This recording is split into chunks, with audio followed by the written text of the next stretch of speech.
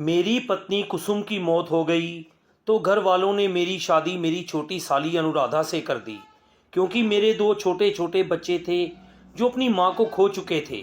वह दुल्हन बनकर मेरा इंतज़ार कर रही थी, लेकिन मेरे दिल में उसके लिए जज्बात नहीं थे। मैंने गुस्से में कहा, मुझसे कोई उम्मीद मत लगाना, तुम बस मेरे बच्चों की जिम्मेदारी हो। हमारी शादी को 1 महीना हो गया था। हम एक ही घर में रहते थे, पर हमारे बीच दूरी बनी रही। जब भी वह बात करने की कोशिश करती, मैं उसे रोक देता। 1 महीने बाद मैं उसे अपने ऑफिस की पार्टी में लेकर गया। वहाँ भी मैंने उसे अनदेखा ही किया। अचानक जब मेरी नज़र उस पर पड़ी, वह मेरे बिजनेस पार्टनर विक्रम के साथ सामान्य तौर पर बात कर रही थी और मुस्कुरा रही थी।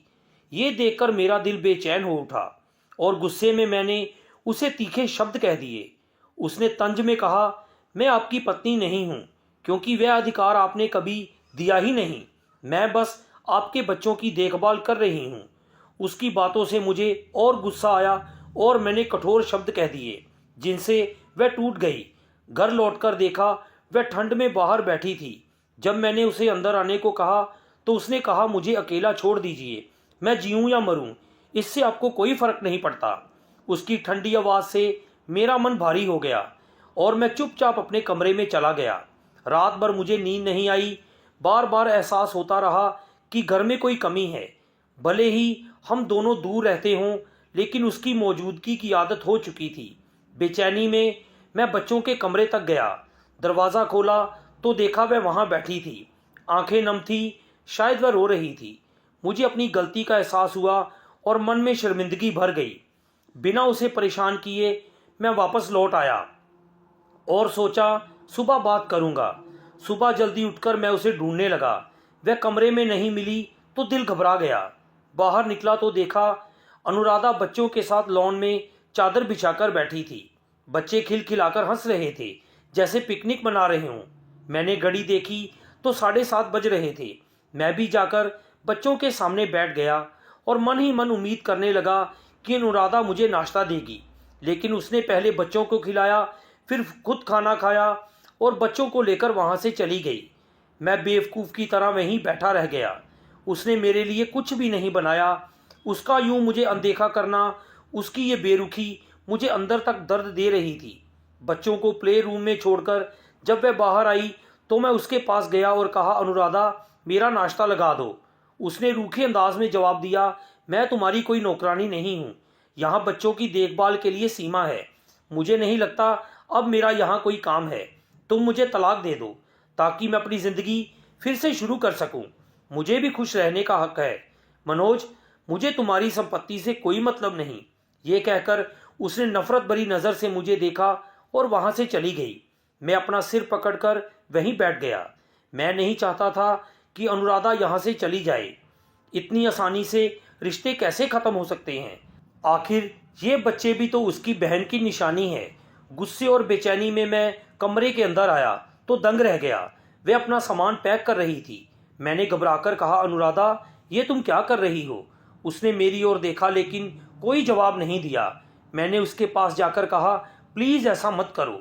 लेकिन वह खुद को मुझसे अलग करने की कोशिश करने लगी और बोली, मनोज, मैंने सोच समझकर फैसला किया है। उसका ये ठंडा लहजा मुझे तोड़ गया। मेरी आंखें भर आई और आंसू अपने आप बहने लगे। मैं चुपचाप बिस्तर पर बैठ गया। मुझे इस तरह टूटता देखकर एक पल के लिए उसके चेहरे पर भी दर्द छलका, लेकिन अगले ही पल उसने खुद को संभाल लिया और फिर से सामान समेटने लगी। मैं कांपती आवाज़ में बोला, तुम्हें जो चाहिए मैं दूंगा अनुराधा, बस मुझे छोड़कर मत जाओ। मेरी आवाज़ टूट रही थी और मुझे लग रहा था जैसे मेरी पूरी दुनिया बिखर रही हो।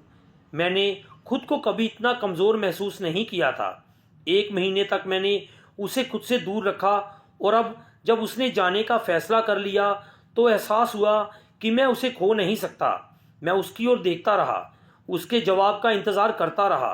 तभी उसने नम आंखों से कहा, अब मुझे तुमसे कुछ नहीं चाहिए मनोज। मेरे अंदर अब किसी चीज़ को पाने की चाह नहीं बची है। मैं बस तुमसे मुक्ति चाहती हूँ और अपने लिए कुछ करना चाहती हूँ। कहते हुए उसकी आंखों से आंसू बहने लगे। चेहरे पर दर्द साफ नजर आ रहा था। शायद ये चोट और ये पीड़ा मेरी ही वजह से थी। मेरी बेरुखी और मेरे बर्ताव ने उसे इस कदर तोड़ दिया था कि वह यहाँ एक पल भी रुकना नहीं चाहती थी। मैंने भारी मन से कहा, अनुराधा, मुझे एक मौका दे दो। मुझे अब एहसास हो चुका है कि मैंने तुम्हारे साथ गलत किया है। ऑफिस में एक ज़रूरी मीटिंग है, मुझे अभी जाना होगा। मैं जल्दी लौट आऊँगा, तुमसे वादा करता हूँ, तब तक यहीं रुक जाओ। वह मेरी ओर देखती रही, कुछ नहीं बोली और मैं ऑफिस के लिए निकल गया। ना रात को ठीक से सो पाया था, ना सुबह कुछ खा सका। ऑफिस में भी यही कह दिया कि तबीयत ठीक नहीं है, बस 1-2 घंटे की ज़रूरी मीटिंग थी जिसे अटेंड करना था। करीब 1 बजे तक मैं फ्री हुआ। वहीं कुछ हल्का फुल्का खाया, लेकिन नींद और तनाव की वजह से कमज़ोरी महसूस हो रही थी। शायद ये सब इसलिए था क्योंकि मैंने अनुराधा का दिल दुखाया था और वह मुझे छोड़कर जा रही थी। उसका ख्याल आते ही मैं बेचैन हो उठा और तुरंत ऑफिस से निकल पड़ा। रास्ते में उसके लिए फूलों का गुलदस्ता लिया। मैं उसके साथ नई शुरुआत करना चाहता था, कम से कम दोस्ती से ही सही इस रिश्ते को आगे बढ़ाना चाहता था। लेकिन जैसे ही घर पहुंचा तो मेरे पैरों तले से ज़मीन निकल गई। ना अनुराधा थी, ना बच्चे। दिल बुरी तरह घबरा गया। मुझे लगा मेरी पूरी दुनिया उजड़ गई। तभी मैंने देखा अनुराधा बच्चों के साथ लौट रही है। मैं बेतहाशा उसके पास गया और पूछा, कहाँ चली गई थी? वह हैरानी से बोली, पार्क गई थी। रोज़ इसी समय बच्चों को घुमाने ले जाती हूँ। तुम आज इतनी जल्दी कैसे आ गए? राहत की सांस लेते हुए मैंने उसे अपने पास खींच लिया और कहा, दोबारा ऐसे अचानक मत जाया करो। वह पहले थोड़ा घबरा गई, फिर शांत हो गई। मैं अनुराधा को कमरे में ले गया। मैंने पूछा, क्या तुम मुझे एक मौका दोगी? वह उदास नज़रों से मुझे देखती रही, जैसे कुछ कहना चाहती हो। मैंने कहा, अनुराधा, मैं झूठ नहीं बोलूँगा। तुम्हारी बहन को गए अभी 3 महीने ही हुए हैं। मैं इतनी जल्दी अपने दुख से कैसे बाहर आ सकता हूँ? लेकिन मैं तुम्हें सम्मान देना चाहता हूँ, तुम्हें खोना नहीं चाहता। वह बोली, मनोज, मैंने सोच समझकर फैसला किया है। मैं चाहती हूँ कि तुम किसी ऐसे इंसान के साथ रहो जिससे तुम सच में प्यार करो। सिर्फ बच्चों की वजह से मुझे यहाँ मत रोको। तुम्हारी शादी के 7 सालों में तुम्हें सब कुछ मिला। कभी मेरी तन्हाई के बारे में सोचा है? मैं भी चाहती हूँ कि मेरी अपनी एक दुनिया हो, इसलिए मुझे जाने दो। इतना कहकर वह उठी और बोली, मैं तुम्हें 1 महीने का वक्त देती हूँ, उसके बाद फैसला करूँगी। और बाहर जाने लगी। तभी मैंने उसका हाथ थाम लिया। कहानी अनुराधा की ज़ुबानी। वह मेरे बहुत करीब आ गया और मैं नज़रें मिलाने से बचने लगी, क्योंकि उसे देखते ही दिल बेकाबू हो जाता था। उसने कहा, मेरी तरफ देखो। जैसे ही मैंने उसकी आंखों में देखा, मैं खो सी गई। वह बोला, मुझे माफ़ कर दो। मैंने पूछा, किस बात के लिए? उसने कहा, अब तक जो भी गलतियां हुई और कल पार्टी में जो कहा, उसके लिए भी। धीरे धीरे वह मेरे करीब आ रहा था। मेरी धड़कन तेज़ हो गई। मैंने पूछा, तुम कल मुझ पर गुस्सा क्यों थे? उसने कहा, क्योंकि मैंने तुम्हें विक्रम के साथ देखा था और वह भी हंसते हुए। मुझे जलन हुई। ये सुनकर मेरी आंख भर आई। मैंने कहा, कल पार्टी में तुमने मुझे अकेला छोड़ दिया। विक्रम ने बस सामान्य बातचीत की थी, उससे ज़्यादा कुछ नहीं। कहानी मनोज की ज़ुबानी। उस पल मुझे समझ आया कि मैं उससे दूर नहीं रह सकता, लेकिन हालात और रिश्तों की जिम्मेदारियां मुझे रोक रही थी। कहानी अनुराधा की ज़ुबानी। मैंने उसे 1 महीने का वक्त इसलिए दिया ताकि वह अपने बच्चों के लिए इंतज़ाम कर सके और मैं भी अपने पैरों पर खड़ी हो सकूं। अगले दिन जब वह लौटा तो मुझे लैपटॉप पर काम करते हुए देख चौंक गया। मैंने बताया कि नौकरी ढूंढ रही हूं ताकि किसी पर निर्भर ना रह सकूं। वह कुछ कहना चाहता था, फिर चुप हो गया। धीरे धीरे मैंने उससे दूरी बना ली, क्योंकि मैं जानती थी कि वह अभी अपनी पत्नी की यादों से बंधा है। बच्चों के जन्मदिन की तैयारी में हम साथ रहे। जहाँ जहाँ जगह पड़ी वह मेरे साथ रहा, लेकिन दिलों की उलझन बनी रही। कहानी मनोज की ज़ुबानी। जन्मदिन की भीड़ में उसे विक्रम से बात करते हुए देख मेरे भीतर फिर बेचैनी उठी। मैं खुद से सवाल करने लगा कि आखिर मैं क्या चाहता हूँ। गुस्से में कमरे में चला गया। कहानी अनुराधा की ज़ुबानी। बच्चों को सुलाकर मैं उससे बात करने लगी तो वह बाथरूम में नहाने गया था। मैंने दरवाज़ा खटखटाया। जैसे ही उसने दरवाज़ा खोला, मेरा चेहरा लाल हो गया। मैंने नीचे नज़र झुका ली। वह खुद को तौलिए से ढके हुए सहज होकर खड़ा था। उसकी आवाज़ सुनाई दी, अनुराधा। मैंने बोलने की कोशिश की लेकिन शब्द नहीं निकले। शर्म और घबराहट से मेरा बुरा हाल था। उसने पूछा, क्या हुआ अनुराधा? मेरी हालत देखकर वह भी रुक गया। मैं पीछे हटी तो दीवार से टकरा गई।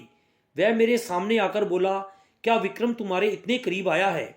मैंने साफ कहा, नहीं। यह सुनकर उसके चेहरे पर गुस्से की जगह राहत दिखी। हम एक पल के लिए बस एक दूसरे को देखते रहे। दिल की धड़कन तेज थी। उसने मेरे बालों को हल्के से छुआ और कहा, जवाब दो मुझे। मैंने फिर कहा, नहीं। उस पल हमारी आंखें मिली, लेकिन अगले ही पल उसे होश आया और वह पीछे हट गया और बोला, यहाँ से जाओ अनुराधा। मैं तुरंत कमरे से बाहर आ गई। उस रात किसी तरह दूसरे कमरे में कटी।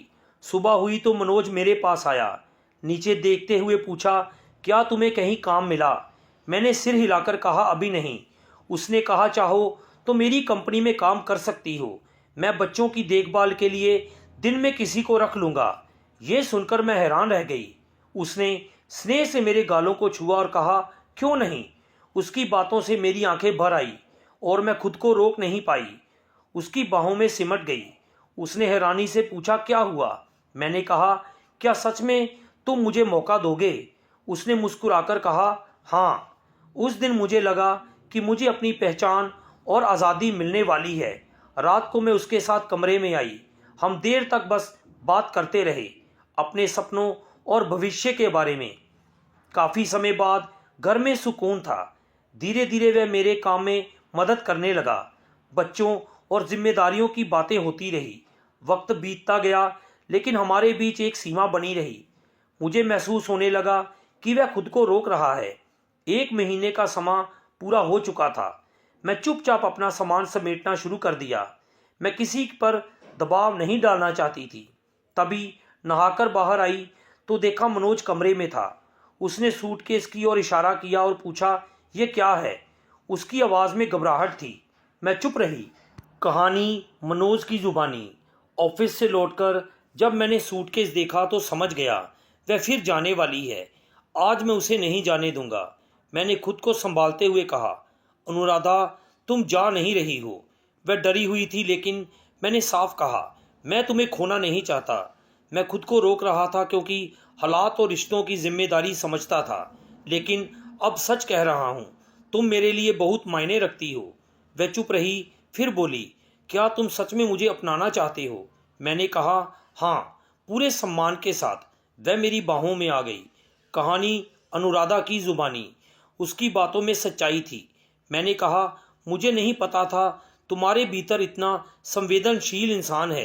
क्या तुम मुझे अपनी जीवन साथी के रूप में अपनाओगे? उसने मुस्कुराकर हाँ कहा। उस रात बच्चों के सोने के बाद उसने मुझे स्नेह से संभाला। कोई जल्दबाजी नहीं की, बस भरोसा और अपनापन था। मुझे लगा मेरी लंबी तन्हाई खत्म हो रही है। कुछ ही समय बाद हमने नई शुरुआत की और अपने रिश्तों को पूरे सम्मान और समझदारी के साथ आगे बढ़ाया। मेरे लिए ये सब किसी सपने जैसा था। मैंने कभी नहीं सोचा था कि मेरी बहन का पति, जिसने मुझे नहीं चुना था बल्कि मेरी बहन को अपना जीवन साथी बनाया था, वही इंसान एक दिन मेरा पति बनेगा और उससे भी बढ़कर मेरा सबसे अच्छा दोस्त बनेगा, जिसने मुझे समझा, मुझे संभाला और बिना किसी शर्त के मुझे अपनाया। ये रिश्ता दर्द से शुरू हुआ, लेकिन भरोसे और सम्मान पर आकर ठहर गया। तो दोस्तों, आपको ये कहानी कैसी लगी? कमेंट बॉक्स में ज़रूर बताएं। कहानी को लाइक, शेयर और चैनल को सब्सक्राइब करना ना भूलें। धन्यवाद।